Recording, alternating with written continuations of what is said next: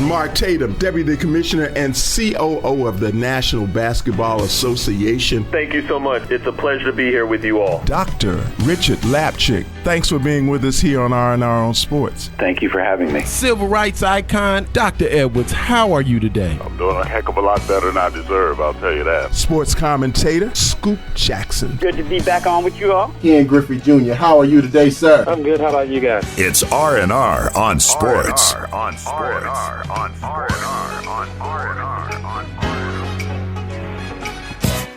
Hello and welcome to R&R on Sports. I am Howard Robertson. And I am brazenly breathtaking, mind-boggling, mind-blowing, wonderfully wondrous. It is the greatest Larry Robinson! You hear the crowd. Brazenly breathtaking. Is that? Oh, my goodness. Hey, man, how you doing, brother?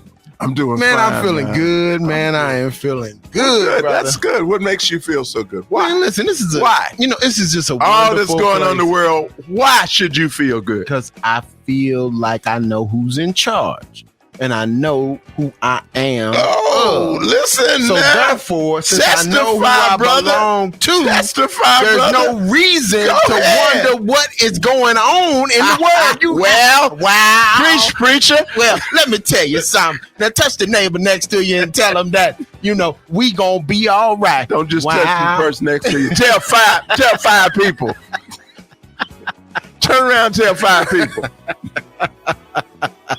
Do you ever do that? I never do that. Dude. All due respect to you preachers. Listen, all man, due respect to you ministers. That was a brother. Don't tell Howard to do that. I don't do it. I don't do it now. Not time. But listen, there was a brother. That's your job. It's a brother that Von Spiegel Baptist Church in Louisville, Kentucky, right there on 34th Street. Mm-hmm. That was a brother. Everything you talk about on 34th or 35th, you didn't go nowhere, did you? Hey, man, 2 blocks, bro. I stayed in my spot, man. Okay. I knew everybody. Listen, so this brother used to pray, man. He'd be like, praise be to be my father. Praise be to be. Oh, Lord. Oh, Jesus. I mean, he used to get into the prayer, man. How could you hear? Did you go to the church or you hear him on the radio? No, I was at the church. Oh, man. that was your church. A few pews behind the brother. And he'd get down on his knee. Well, geez, he'd warm up. Man, but when he got going, bro. Ooh, how long was the prayer? Too long, man. Shit, I fell asleep, woke back up. He was still praying.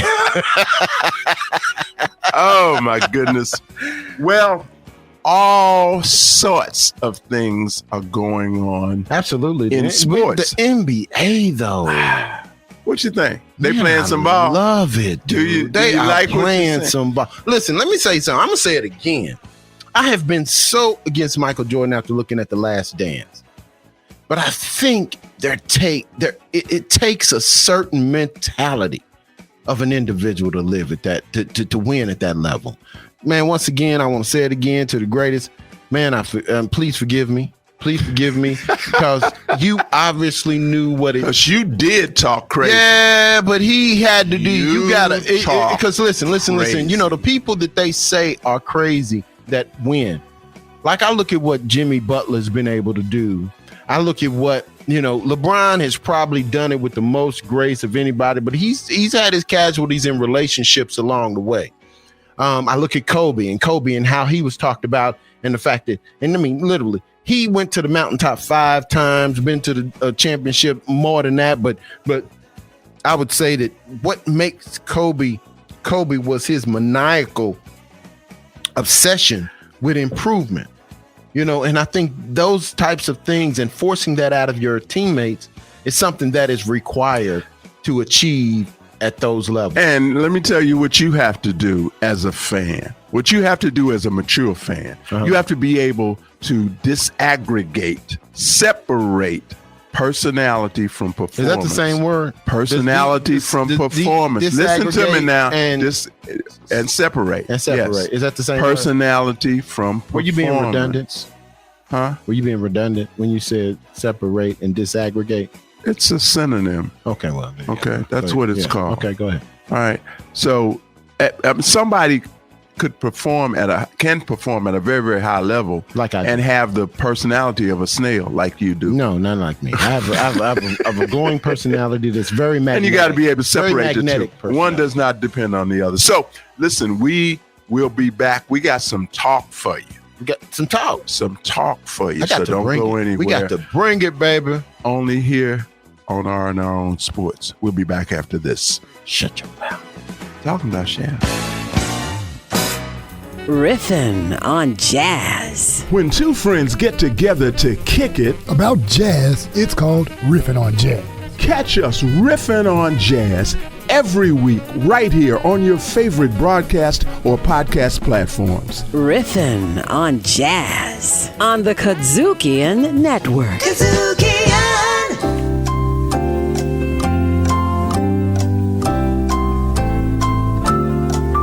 This is Jeopardy! Today we have Al, a pharmaceutical rep from Louisville, Chris, a radio announcer from Memphis, and Regis A., retired CIA agent from Possum Booty. Yeah, Mississippi. Our Sports Jeopardy categories today are Dream Teams, Speed Demons, Pick Hits, and Same Name. Remember, your answer must be in the form of a question. We'll start with Chris. Thank you. I'll take Speed Demons for 100. Speed Demons for $100. The answer is the NFL player with the fastest 40 time ever in the NFL Combine. Regis. Now, was that after the NFL combined with the AFL? No. Chris. Who was Bo Jackson? That is correct. What the hell is he talking about? I'll take Speed Demons for 200. Speed Demons for $200. The answer is he's the fastest in the world. Regis. Any fool know that'd be Jesse Owens. That's incorrect. Al. Who is Usain Bolt? That is correct. Who the hell is Butane Coat? I'll take Pick Hits for 200. Pick Hits for $200. The answer is the teams that passed over Michael Jordan in the 1984 draft before he was picked by the Bulls. Regis. That'd be everybody else. Incorrect. Al. Who were the Houston Rockets and the Portland Trail Blazers? That is correct. They ain't paying no attention to me whatsoever. I'll take Same Name for 500, please. Same name for $500. The answer is the same last name of 3 Heisman Trophy winners since 1974. Oh my God, Regis, did you just shoot a gun? Sure did. My beeper ain't working. Y'all shut up. But I got the answer. I mean the question. What was Griffin? That is correct. Thank you for tuning in to Jeopardy! The show will be taking a 2-week hiatus as we effect repairs on the ceiling of our studios, caused by the blast of a sawed-off shotgun. Paramedics will be standing outside the studio to tend to any wounds caused by falling ceiling tiles. Thank you for joining us.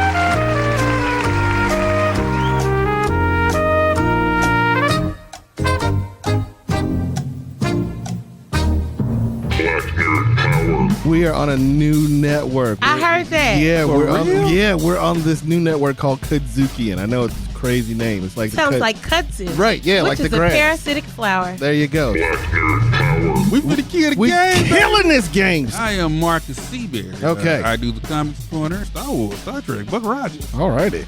Show my age on that one. My name Cardi B, and I'm from the Bronx. No, we're not for real. My name is Kimber. I love pens. I love books. That is what I'll bring to the show, as well as cuss words for these raggedy. On the KUDZUKIAN Network. Back for more R&R on Sports. So you like what you are seeing in the NBA during the playoffs? Absolutely. Okay. I mean, man, but hold on. Before we go there, I want to touch on the hypocrisy of the NFL and its partners. I want to call out EA Sports and Madden. Okay. For the punk stuff they're doing. Okay. I want to call out Roger Goodell and the punk stuff he's doing. Okay. I have to call out those folks because all of a sudden. Describe punk stuff.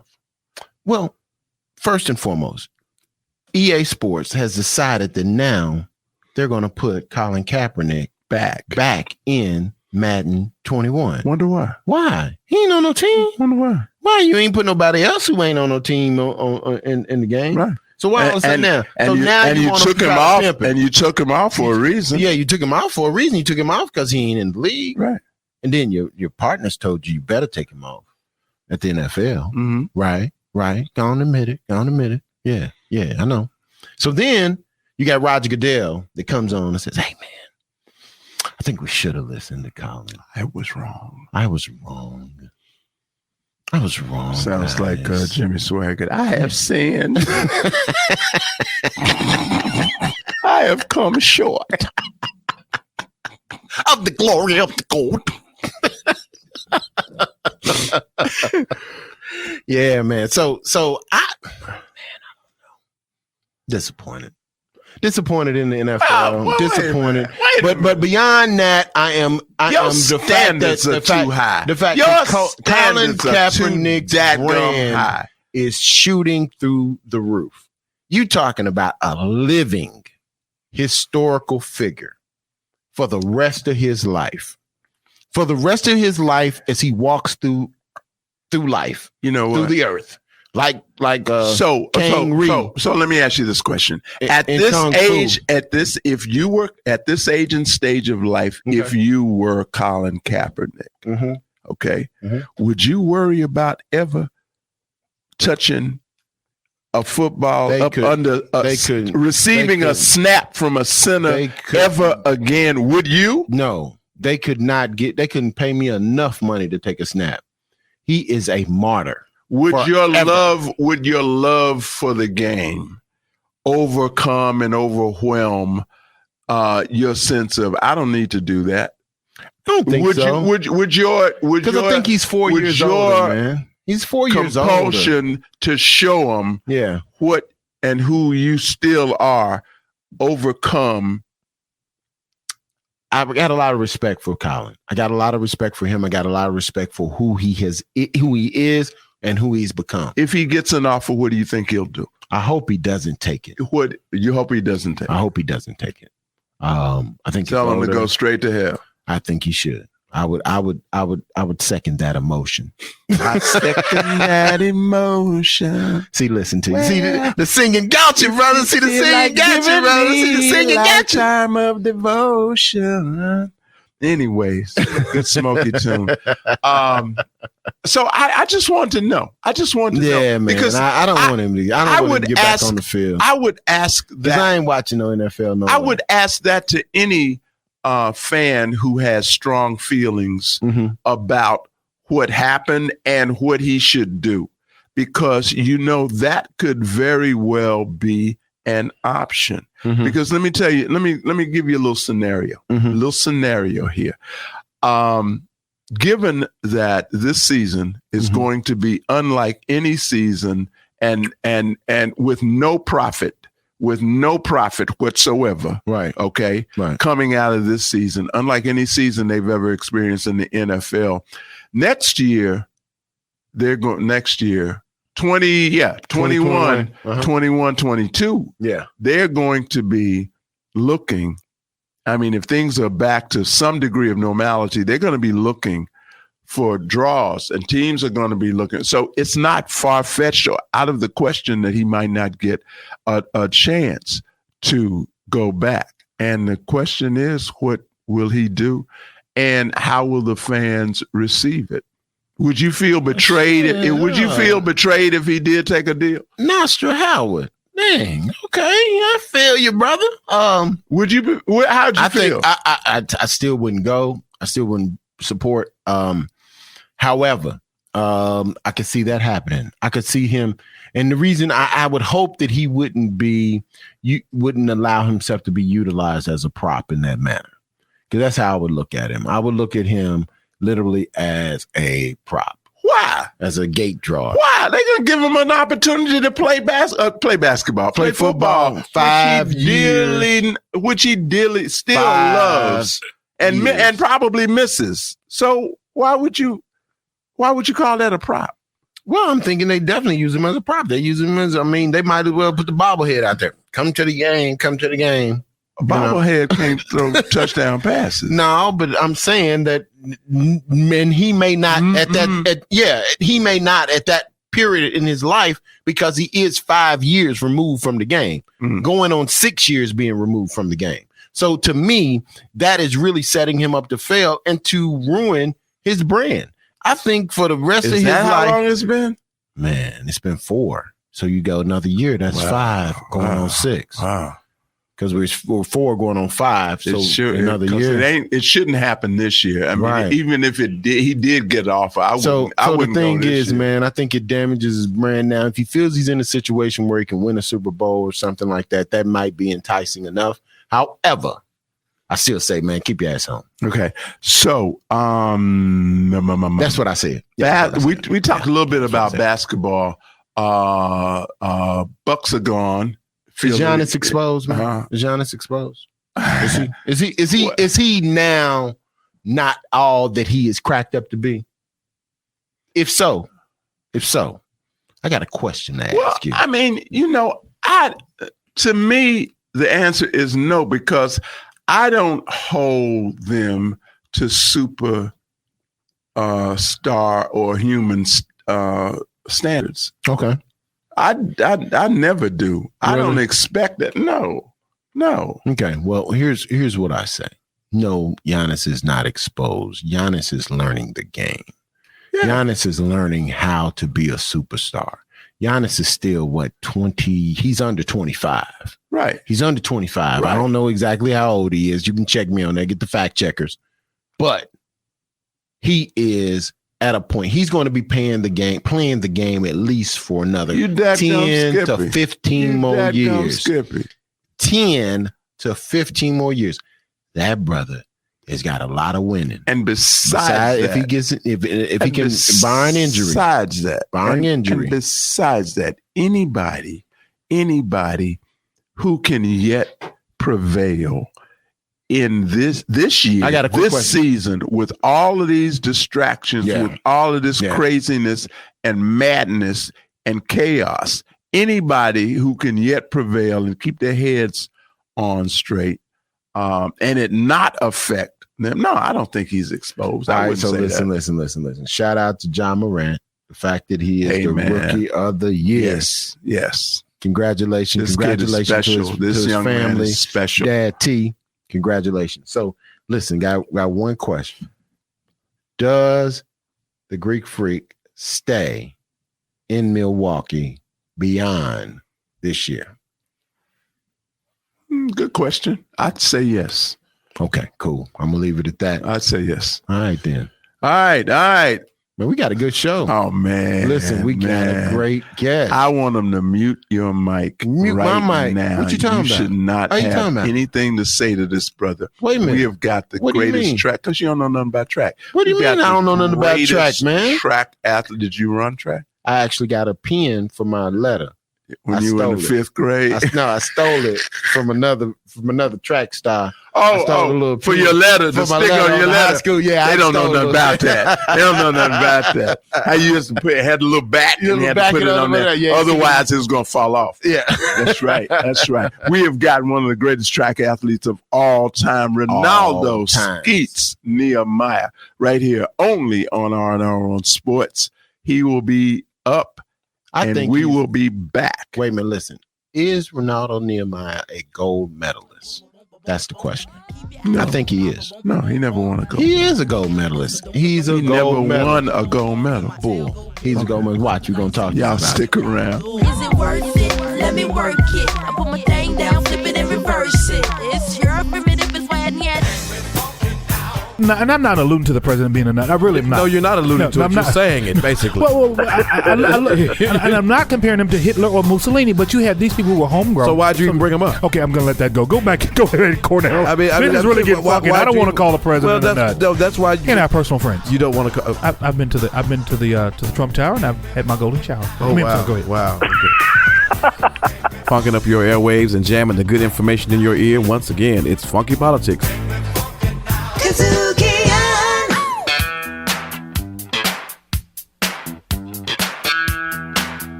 Welcome back to R&R on Sports. There again. See what I'm saying? See, I'm like like the NBC. They got the little Peacock. Ding ding ding. So it's like back, and then to be like, man, that's KUDZUKIAN right there. Oh, it's an ID. It's an ID. Yeah, it's an ID. Okay. Yeah, that's that. That's All right. that. Yeah. One that we can do without. As always, we have only the best interviews, only the greatest athletes of all time here on R&R, and today is absolutely no different. It is absolutely, totally my privilege. Your privilege? My privilege. Yeah, okay. And I'm from the South, Your man. lips is getting in the way, my man. privilege. Your lips is getting in the way. Nah, we talk like this. Okay, go my ahead. privilege and pleasure. Later, privilege and pleasure. Alliteration of it. To introduce to everyone, world class, the icon of track and this is the longest 110 damn introduction. You want to be quiet? Come on, man. Get to the brother so he won't be sitting there. He's all wet, sweating, and waiting. Mute him. The king of all time, the greatest of all time, 110-meter hurdles or 120-yard, whichever you prefer. We're talking about the incomparable Renaldo Skeets, Nehemiah. Welcome to R&R, brother Skeets. Hey, good to be on, guys. What's happening, brother? How you doing, man? I am. Now doing listen, man. very Listen, well. I'm trying to hold this dude back. He's like fanning out and stuff. So listen, man. Take your time, breathe, and then ask your question. Go ahead. Oh, thank you very much. Go ahead. Thank you very much. I know it's tough for you. Skeets, we're glad to have you, man. Seriously. Yes, sir. We always start out with the journey. So talk about growing up where in New Jersey? I'm from Scotch Plains, New Jersey. Where the hell is that? Close to what? Next door to Plainfield, about 45 miles south of Newark. Yeah. Union. A lot of great track athletes but he was the blue blood. Sound like had a little blue blood part in him. He was from the other side of the tracks. Is that right? A little bit. Okay, all right. All right. Talk about it. Growing up in Jersey. Tracks. He wasn't running on cinder tracks. Well, he wasn't. I did run on cinders. Did you? Okay. Yeah, I caught the tail end of the cinders. All right. I did. Yeah. I grew up just like most kids, running on the streets and racing your friends, and I was the fastest kid on my block in my neighborhood, and which made me think I was something. And then I played all the sports, football and basketball and baseball. I actually quit track early on because when I went across town to run the other neighborhoods, I realized I wasn't the fastest kid anymore. Mm-hmm. So, So the hurdles happened to be a blessing to me because in ninth grade, when I went out for the team, no one really wanted to try the hurdles. Everybody was somewhat apprehensive. And our home, we had a split rail fence around the front of our home. And I used to always run and jump it all the time. Mm-hmm. So it seemed like a natural, I'll do it, and it made me stand out. The only one who had, I guess, the courage at that particular time to try something that was not familiar with a lot of kids. But I grew up in a household that my mother passed away when I was in ninth grade, 14 years of age, through lung and breast cancer. But so she never got to see the fruition of my talent. But my dad was there and taught us to play all the different sports. I was college recruited for football, even though I didn't go to play college football. And played basketball, played all the sports. Just back then we didn't know it. Today's term, you call it cross training. Yes, right. Yes. And then as I got better, I started getting penalized for, because they wanted to make you one dimensional. You don't be good in one thing. How dare you want to be good in a variety of things? And so I was forced, by circumstances to, track and field. And then later on, I went on to play, obviously, the NFL, which, circle back into football. But I was, I coined myself a rebel with a cause. I would do something in spite of what someone else said I couldn't do. And I grew up. My father was a very the blueprint of my life, which is that the only fear I ever had, which was a healthy fear, was my dad and the fear of not trying. My dad had an intolerance for not trying. Didn't mind if you didn't win or didn't do your best, but it was unacceptable in the Nehemiah household not to try. And so, so track. It also, even though I grew up in team sports, I realized that I grew up in an area where boosters had a lot of influence on our teams, in high school and high school, and not always the best guy played. It was more or less, whoever was giving the most money to the school. Right. And I didn't like that. And track and field afforded me the right to say, if I'm better than you, I can show you. It was a true meritocracy. And I don't need 10 guys or 4 guys to help me. I can do it myself. And I was willing to take. When did you know you were extraordinary? At what point did it click that you say, "Wait a minute"? Guys, I really didn't know probably until I broke my first world record. When I was 18 years of age. I mean, I knew I was pretty good, but you hear the typical story where people are always telling you can't do something, or that's impossible, or the measuring stick is based on someone else who couldn't do it. And so my rebel with the cause was that I was defiant. I was one that would be determined, consume the sponge to learn as much as I could. There was something about the hurdles that was incredible to me, running, an imbalance, but yet perfectly in balance, if you know what I mean. Right. And yet, because sprinting, I could sprint, but I thought that was boring. But sprinting over an obstacle and with all the variables and the variances, that just made me keen on wanting to conquer that event. And it became, it was the symbol of the sport. It encompasses all the strength, speed, agility, balance, power. But yeah, I've been, I was told a lot, based on other kids who were bigger than me that, I couldn't do this, I couldn't do that. But I had this innate ability to take what you would say to me, visualize it instantly, and then make my body replicate it. And that was found in the hurdles. So wait a minute, let me ask you one quick question. What music fueled that period of your life? I've been a jazz guy my whole life. All right. Lyrics are fine, but the music could speak to my spirit and my soul. And, I went to high school and I had a music saxophone scholarship when I was younger. Oh, so music, so music was always, in my spirit and my soul. My man.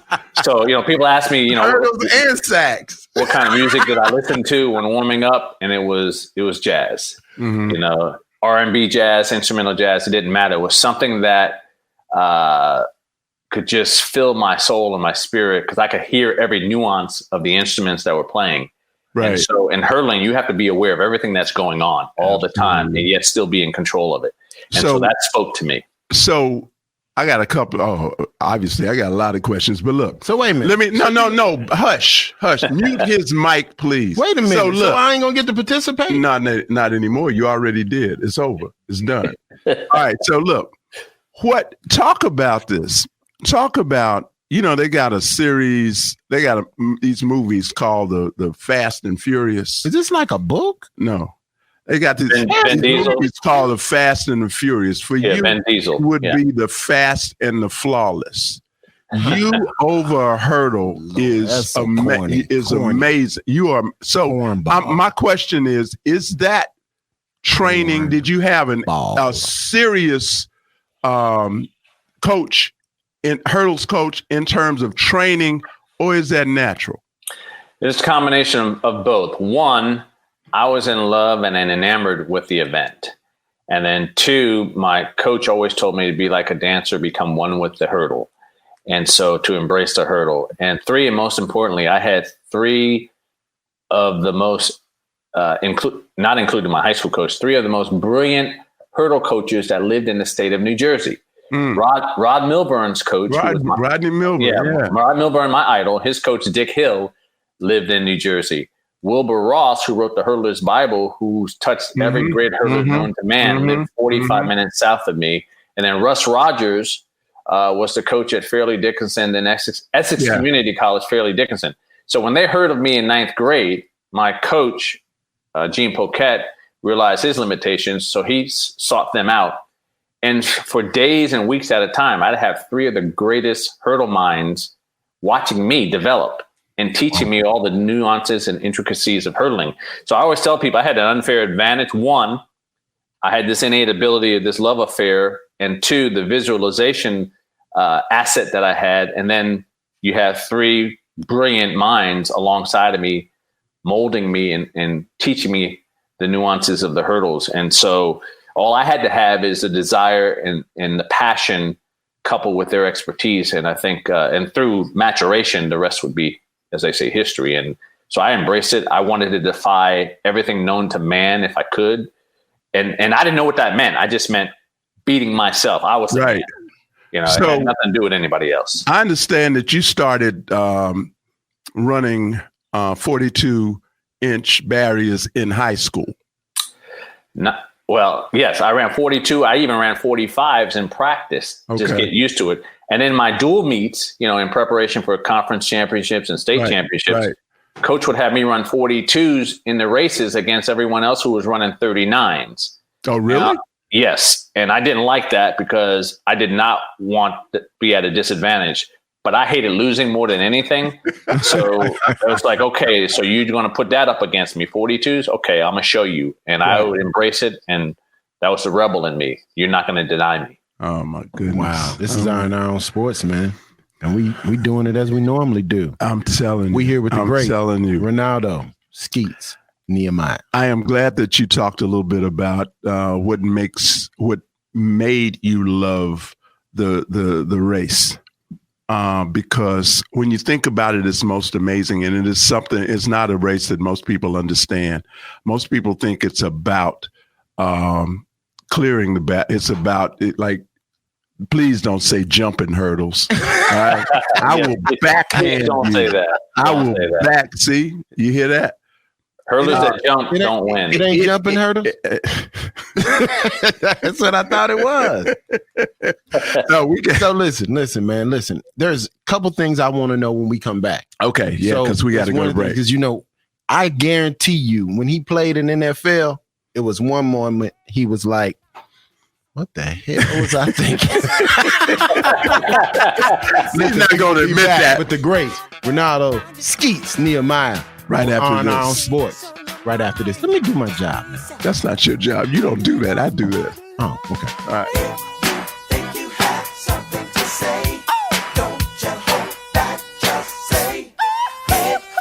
Entrepreneurs should check out Grindset because these are the stories of entrepreneurs told in the most raw, unassuming, and honest ways. And every episode, you will hear things that you didn't know that will no longer scare you, and you will feel encouraged to take your entrepreneurial journey because these are entrepreneurial heroes, and they'll show you the way.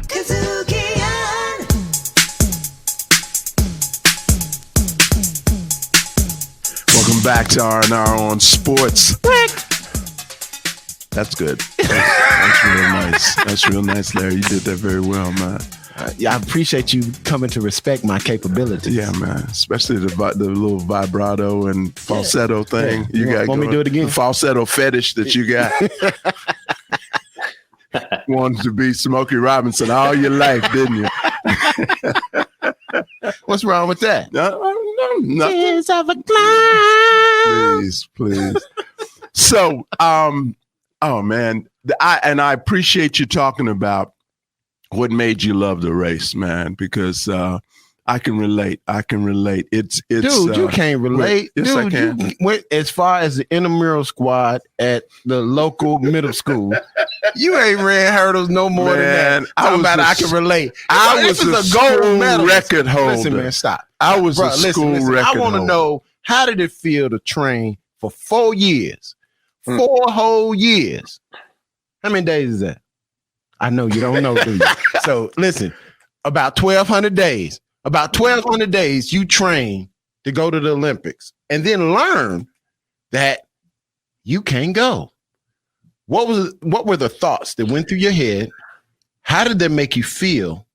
And how many asses did you want to kick? It was 1,400 in some days. It was really non adding up as. Yeah, it was not a happy time at all. I mean, I was, in a word, pissed because this was the only thing we had to look forward to. This was the utopia of our sport once every 4 years, and to bring politics into it, which to me, I can't stand politics for that very reason.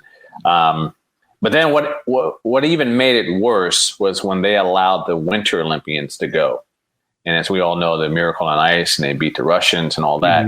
So I think I was lulled into thinking that the optimistic opportunity that now that we beat them, we'll go show them that we'll beat them in the summer games.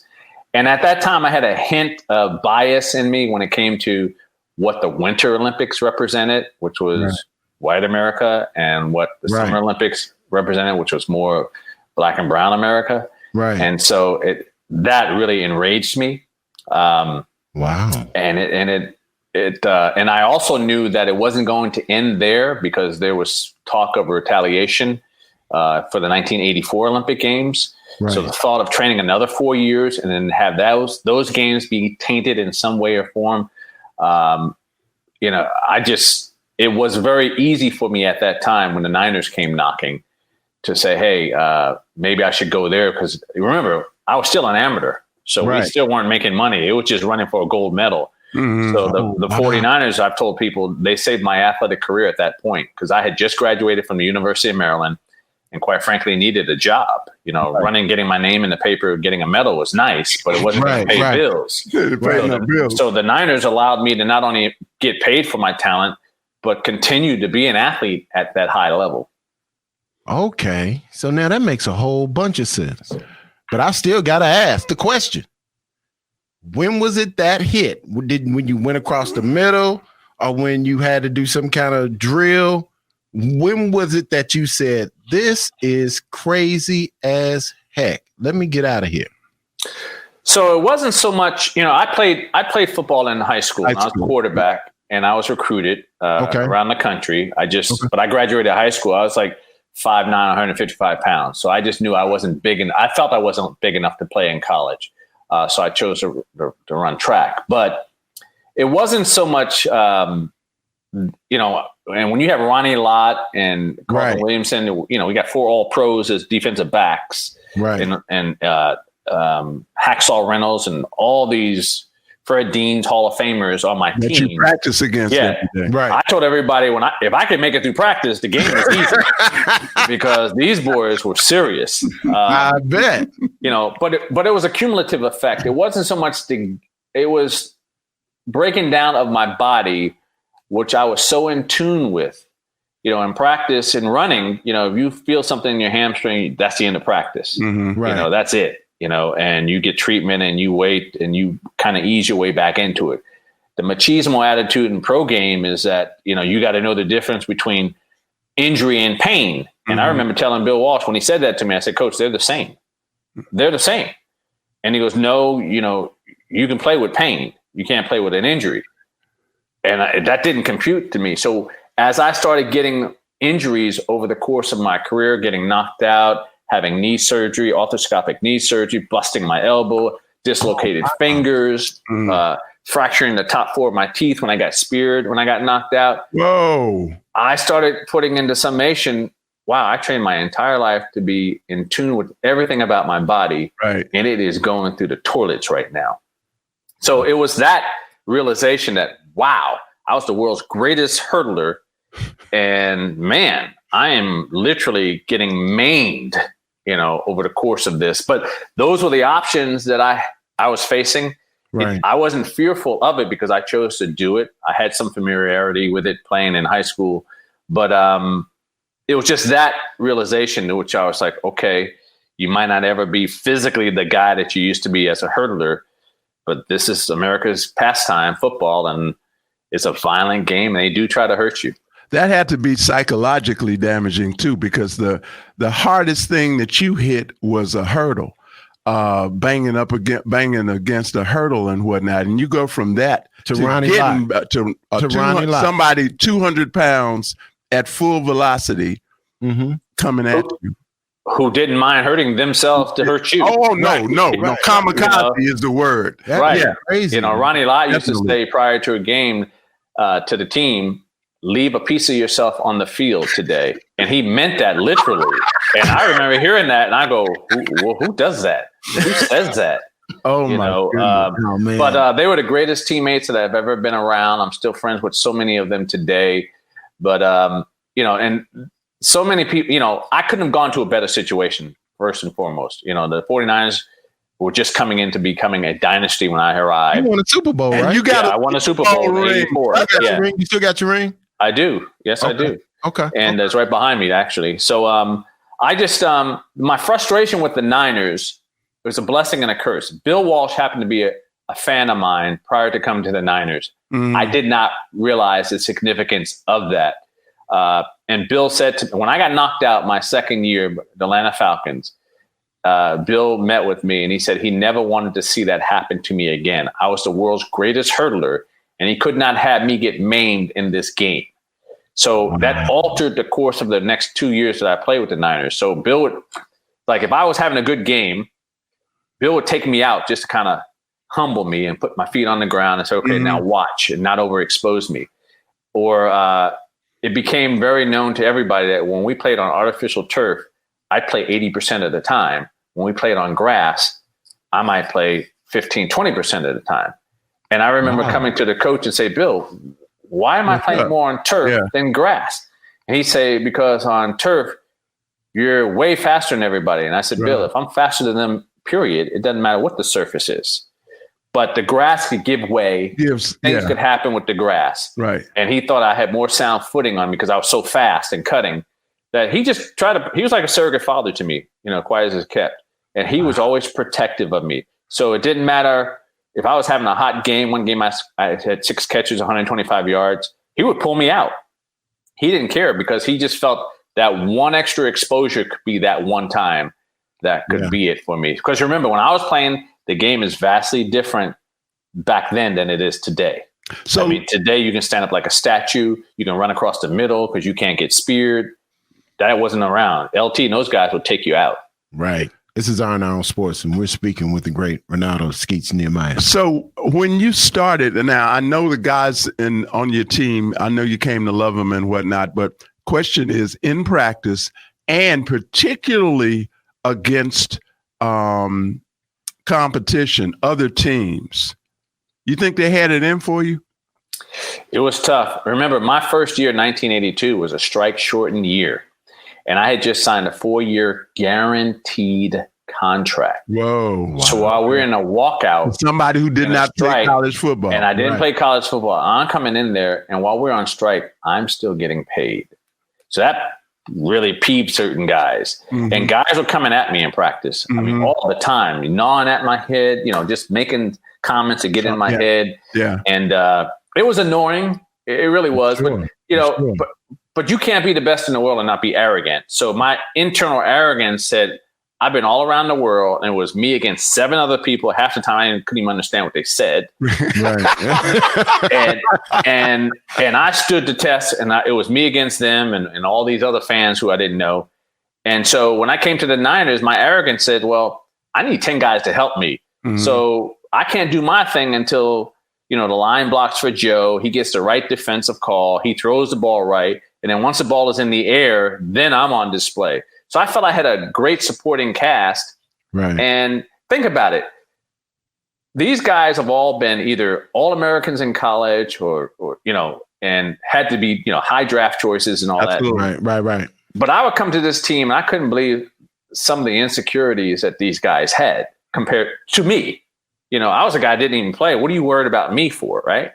And yet the envy and I guess my confidence, didn't sit well with a lot of guys, but they didn't understand I wasn't overly confident about them, but I've been the best in the world for X amount of years. Right. Against all kind of odds. So of course I'm going to have confidence, And that's where the envy came in. The envy came in being the best of the world at anything. Exactly. I mean, they envy that because. And they would interview me just as much as they would interview Joe Montana when I first got there. So I was, I was the boy wonder, and that rubbed people the long way. Yeah. And I had a lot to say, and I was confident. And so guys in practice wanted to test my, my physicality. And, and then my surrogate father, after a while, would look at these guys and say, back off. And that pissed them off even more because now I was the chosen one. We can't touch him. Oh, wow. Yeah. Wow. So I had to deal with that. We got a couple minutes. So we got to find out about what he's doing now and what's next. So ask the question. You already did. Yeah. Talk to us, man. There you go. What's happening in your life now? Well, I'm still in sports, and I'm a sports marketing president of a sports marketing company, and I represent the track and field Olympic athletes because the sport's been pro since when 1983. And so I'm marketing all the running billboards out there. I've represented the greats, Allison Felix. I still have Justin Gatlin. Good. Right? Oh, wow. Yeah. So so I'm still heavily involved in that. And all right, so you got to send all those this way now. You got to send in Justin Gatlin. Yeah, have him come on your show. Yeah, he and my son were suite mates at UT. UT. Okay. Yeah. So it's a different game today. These kids today, like I have 7-figure clients who, I'm happy for everybody who has as the sport has progressed. But like a lot of these guys and girls don't even know that. The Nehemiah rule, you might not even know it. The Nehemiah rule, which is named after me, came into place in 1983 that allowed amateurs to compete as professionals in another sport. Because when John Elway was getting paid by the Yankees, I got banned when I went to play for the Niners. And so I had to go to court for 4.5 years to get reinstated. And through that amateur status. Yeah. So through that whole process, the Nehemiah rule came into effect. So now the amateur versus pro, has been viewed totally different as a result of my fight. And I always tell these guys and girls, in order to grow in your place in history, you got to know the history, because you just didn't wake up today and the sport was pro. There you go. There were some foundational steps and some sacrifices that people had to make in order for you to be where you are today. So I'm so happy for them. But I'm also sad because a lot of them, they don't love the sport. They're only in it for the money. And that's why their careers are so short, because my generation, we loved it. And it was us against them. And we go to war and we root for each other. Well, you wasn't making no money either. No. And that's probably why we had to be bonded like that. Right. But today, everybody is selfish and into their own thing. And it doesn't mean that's bad for them. But the sport really isn't as popular as it used to be because of that. They protect their rankings.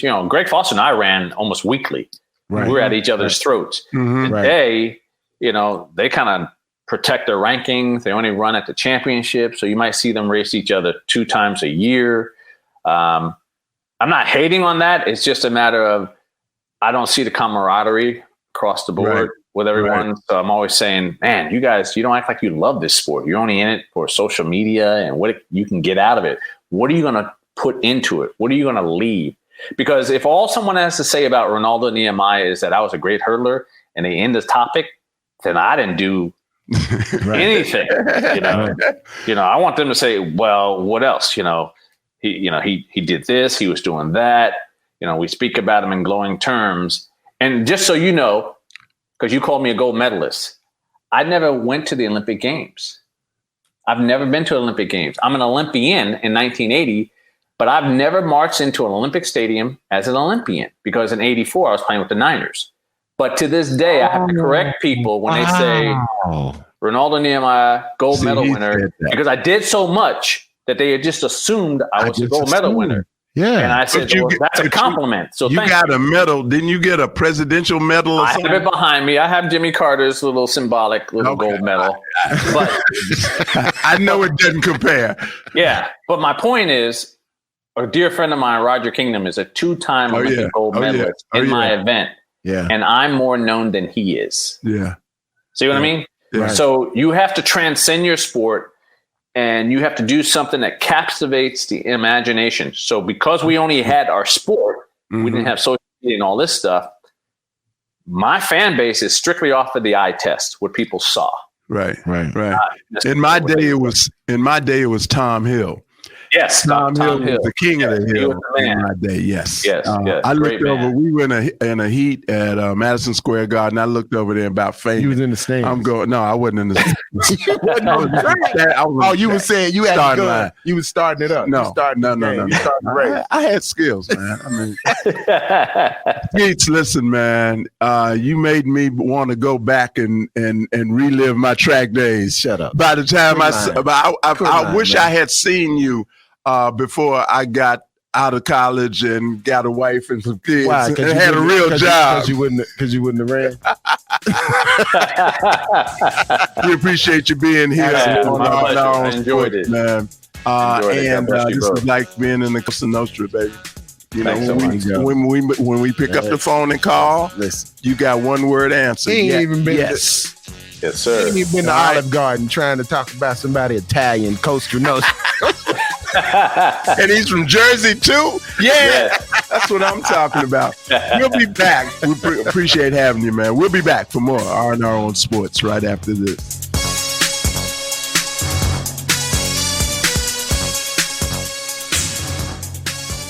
R&R on Sports. The great, legendary Ed Too Tall Jones. Years ago, when the Division I schools started recruiting black athletes, they took care of you very well. It's R&R on Sports. And we're back. Oh, God. Lord. Now it's time to say goodbye to all our family. Listen, man, don't take us out, man. Since you're gonna act like that, you're not willing to enjoy this moment of fun and hilarity. I'm not having with fun, this man. brother named Larry. With this brother named Larry. Something bad wrong with you. It's a shame. It's a shame. Hey, man, I'm happy. It's life, man. Children got to grow up with a debilitated daddy. But their daddy's having some fun though. His daddy laughing a lot, so we make happy kids. All right. So we always give shout outs and pay our respects at this time of the show. And mine go out to one of the greatest baseball players of all time. Who would that be? His name is Lou Brock. Wow. St. Louis, Lou right? Brock, St. Louis Cardinals, yes. Wasn't that growing up in Memphis, Tennessee. That was the team you guys That's watched who we had to. You had to. If you had the Cincinnati Reds in Louisville. Oh, really? Yeah, we had to watch the Cincinnati Reds game. Where you had no choice in Memphis. And growing up with greatest generation parents. Right. Our daddies were into baseball. Into baseball. Lou Brock was phenomenal. He could hit. But most importantly, he could steal some bases. Really? Oh, my Lord. That's amazing. He was a pitcher's nightmare. So all the best to the memory of Lou Brock and his family. We wish you well, brother. Well, listen, man. There was this dude that lived across the street from us on 35th Street in Louisville, Kentucky. Mm-hmm.